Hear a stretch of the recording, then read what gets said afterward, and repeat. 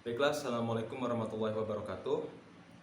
Perkenalkan, nama saya Muhammad Hafid Mauladi. Saya salah satu mahasiswa jurusan Pendidikan Agama Islam, Fakultas Tarbiyah dan Keguruan, Universitas Islam Negeri Sultan Maulana Hasanuddin Banten.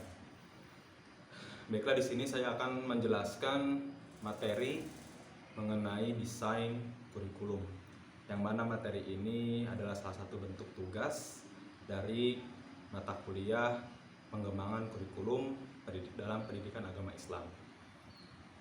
Baiklah, sebelum kita mengenal jauh mengenai desain kurikulum, ada beberapa poin yang akan saya sampaikan, yaitu yang pertama, pengertian desain kurikulum.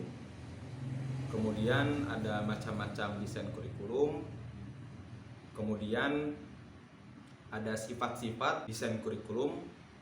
Dan yang terakhir itu ada strategi pengembangan kurikulum. Nah, kurikulum merupakan salah satu unsur yang memberikan kontribusi untuk mewujudkan proses berubahnya kualitas potensi peserta didik. Pengembangan kurikulum itu perlu dilakukan karena adanya tantangan-tantangan, baik tantangan internal maupun tantangan eksternal. Nah, tantangan internal ini meliputi standar pengelolaan, standar biaya, standar sarana dan prasarana, standar pendidik, standar kependidikan, standar isi, standar proses, standar penilaian, dan standar kompetensi lulusan. Sedangkan tantangan eksternal yang dihadapi oleh pendidikan adalah berkaitan tentang masa depan, kompetensi yang diperlukan untuk mahasiswa di masa depan nanti.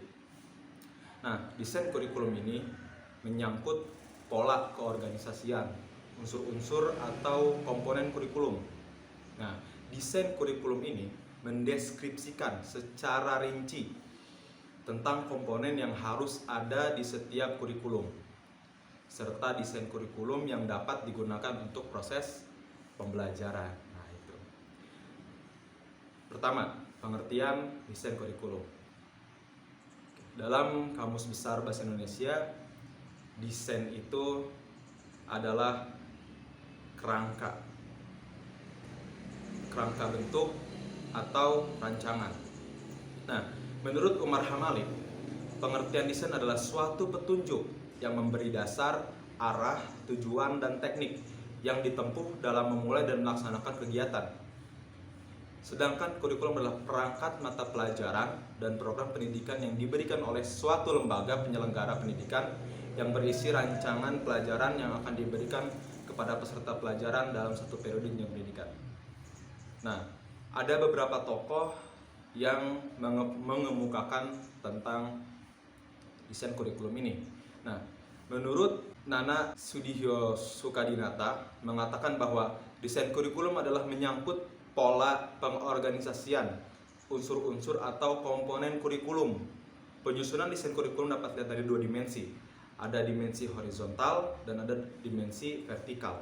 Nah, dimensi horizontal ini berkenaan dengan penyusunan dari lingkup isi kurikulum, sedangkan dimensi vertikal menyangkut penyusunan sequence bahan berdasarkan urutan tingkatan kesukaran.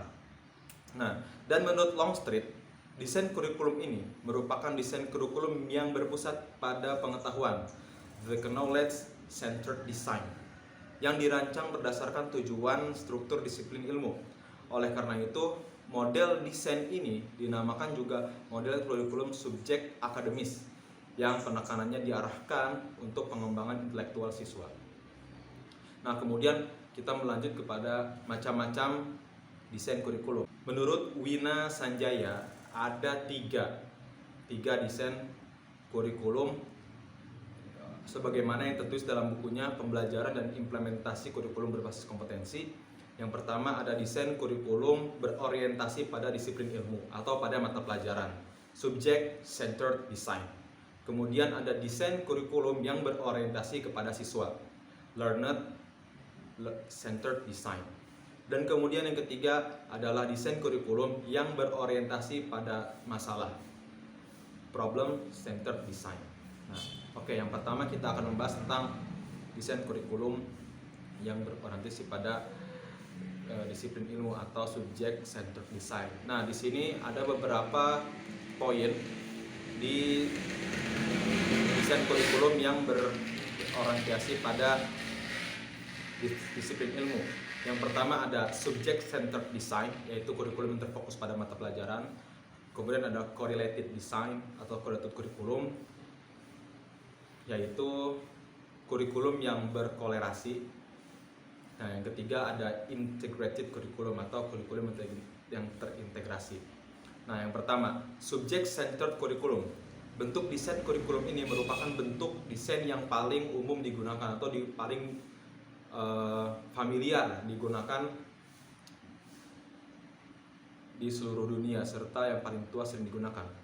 Dalam hal ini, kurikulum ditekankan pada siswa atau materi bahan ajar yang akan dipelajari oleh siswa. Kurikulum pun tersusun atas sejumlah mata pelajaran yang akan dipelajari oleh siswa secara terpisah-pisah. Karena terpisah inilah maka desain kurikulum ini disebut pula dengan separated subject kurikulum. Nah, kemudian correlated kurikulum yang kedua, yaitu desain kurikulum yang berkorelasi. Kurikulum jenis ini mengandung makna bahwa sejumlah mata pelajaran dapat dihubungkan satu dengan yang lainnya dengan ruang lingkup bahan yang semakin luas. Contohnya seperti pada pelajaran fikih yang dapat digabungkan dengan pelajaran Al-Quran. Nah, itu sudah banyak ya kalau pelajaran-pelajaran agama seperti fikih atau akidah akhlak itu dikaitkan dengan Al-Quran. Terakhir adalah integrated kurikulum, kurikulum yang terintegrasi. Nah, integrated kurikulum ini merupakan konsep desain kurikulum yang menggunakan metode integrated, yakni tidak lagi menampakkan nama-nama mata pelajaran atau bidang studi. Nah, belajar dari suatu pokok permasalahan yang harus diselesaikan. Masalah tersebut dinamakan seperti unit.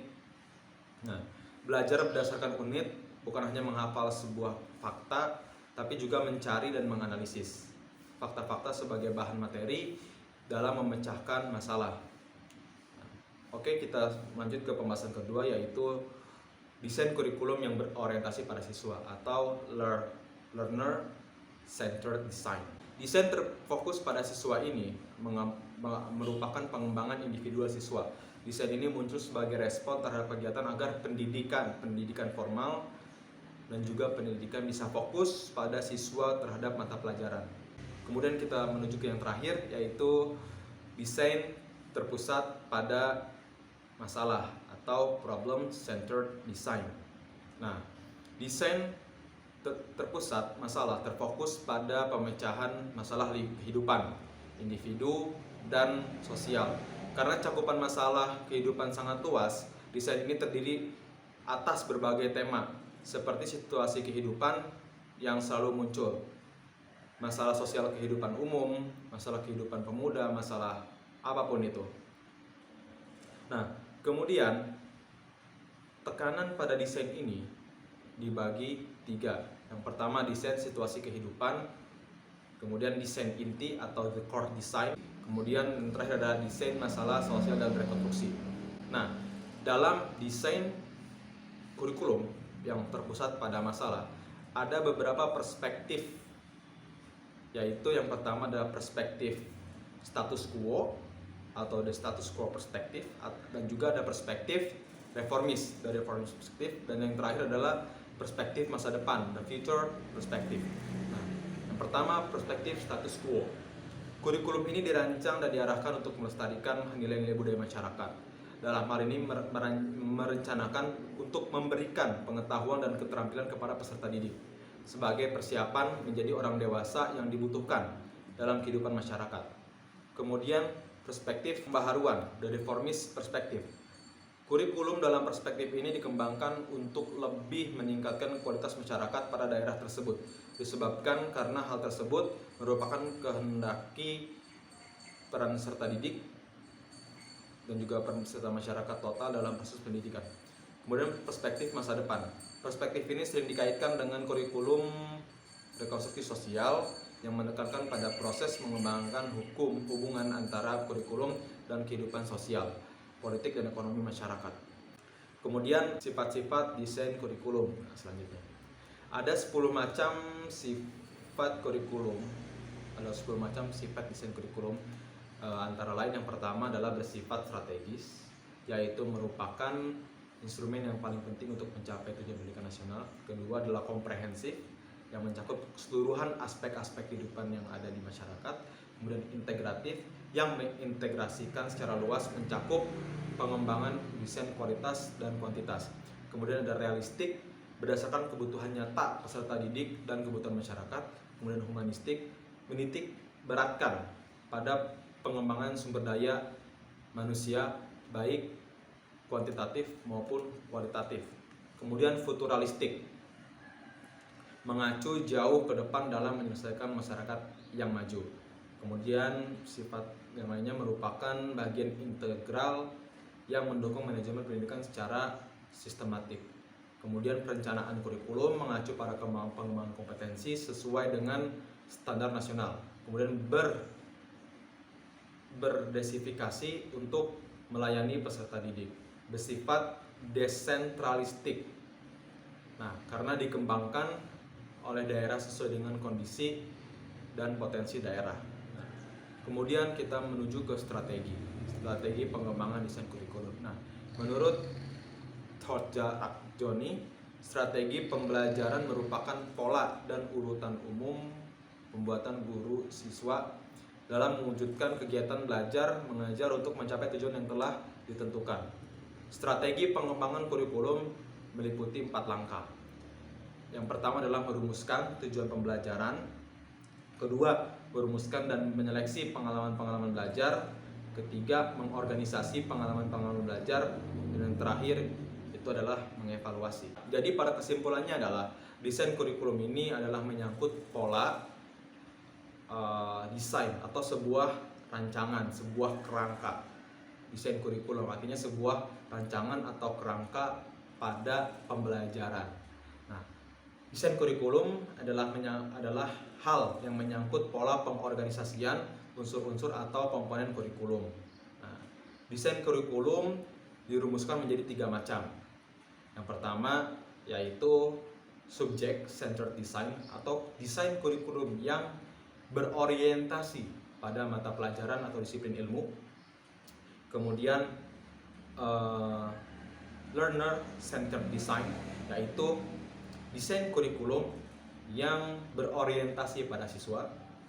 Yang terakhir problem centered design yaitu desain kurikulum yang berorientasi pada masalah. Nah, dalam desain kurikulum ini ada beberapa sifat, diantaranya adalah sifat strategis, komprehensif, integratif, realistik, humanistik, futuralistik, dan yang lain-lain. Nah, kemudian untuk mewujudkan atau strategi pengembangan kurikulum ini ada 4 langkah, yaitu merumuskan tujuan pembelajaran, merumuskan dan menyeleksi pengalaman-pengalaman belajar, mengorganisasi pengalaman-pengalaman belajar, yang terakhir adalah mengevaluasi. Baiklah, mungkin cukup sekian penjelasan dari saya. Kurang lebihnya mohon maaf. Billahi taufiq wal hidayah. Assalamualaikum warahmatullahi wabarakatuh.